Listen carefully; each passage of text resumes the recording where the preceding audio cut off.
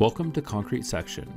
In this video, we'll explore how the stress results view helps you understand the internal behavior of a reinforced concrete section under applied loads. Let's get started. Stress results fundamentals.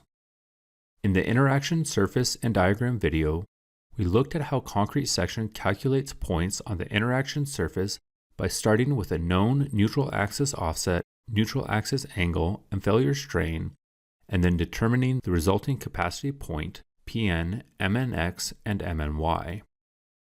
The stress results feature does the opposite. It starts with an applied axial force and bending moments, Pu, Mux, and Muy, and then computes the corresponding neutral axis offset, neutral axis angle, and the resulting stresses and strain distribution in the section. This problem is more challenging because the resulting strain distribution depends on the applied loads.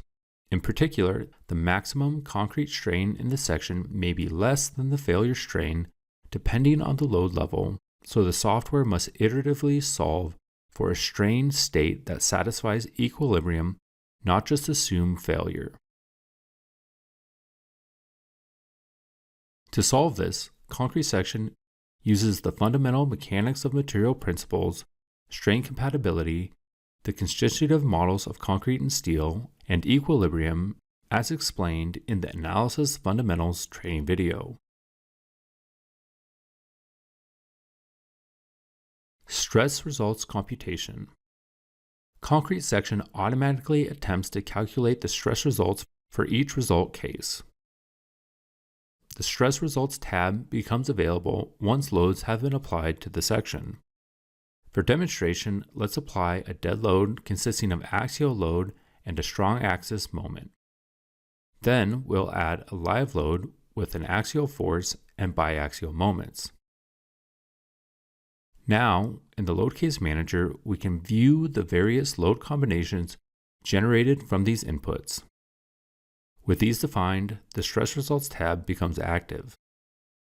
On this tab, we can view values like the neutral axis offset, neutral axis angle, and the resulting stresses and strains in both the concrete and steel. You can switch between result cases to explore how the applied loads affect these values. For example, in the result case with only dead load, where only a uniaxial moment is present, the neutral axis remains horizontal. But in cases involving live load with biaxial moments, the neutral axis is inclined to reflect the direction of the applied bending. Now let's look at how this works under the hood. Determining the neutral axis offset, neutral axis angle, and extreme fiber strain from applied axial force and bending moments, Pu, Mux, and Muy, requires solving a system of 3 equations and 3 unknowns. All of the values are coupled, making the system of equations nonlinear. Mathematically, this is an optimization problem where ConcreteSection finds the combination of neutral axis offset, neutral axis angle, and strains that minimizes the difference between the integrated stresses over the cross-section and the applied loads. This optimization is performed using the Levenberg-Marquardt algorithm. The resulting difference between the applied and internal loads is displayed under the Convergence section of the Stress Results tab. For advanced users, advanced solver settings are exposed, allowing more control over convergence behavior and precision. Numerical stress results. For the selected result case, ConcreteSection displays a range of numerical values in the case summary on the Results tab of the Project Manager. The neutral axis offset and neutral axis angle discussed earlier are measured relative to the centroid of the gross concrete section and the x-axis, respectively. The program also reports the curvature of the section under applied loads along with the tangent stiffness, which is the rate of change of moment with respect to curvature.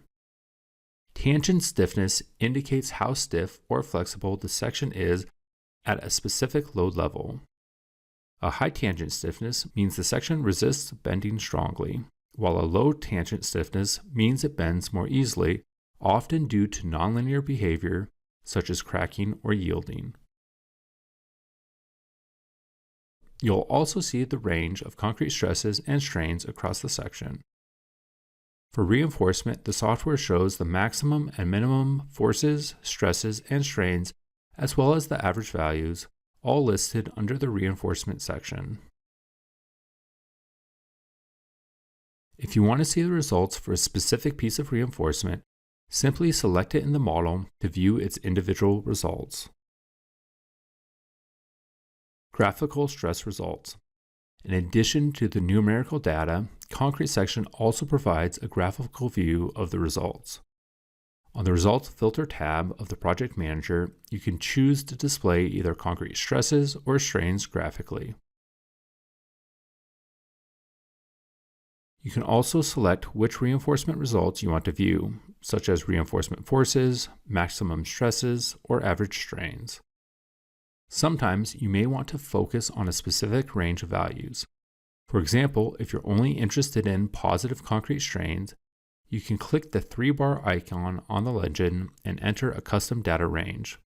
Setting the start value to 0 excludes the negative range.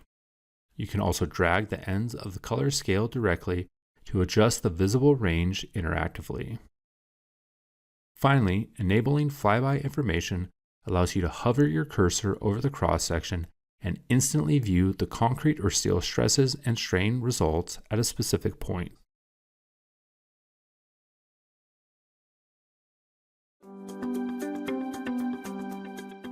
That concludes our overview of the stress results in ConcreteSection. With both numerical and graphical views, you can gain a deeper understanding of how your section responds to applied loads, helping you make more informed design decisions. For more details, check out the user's guide or explore our other training videos. Thanks for watching and have a great day.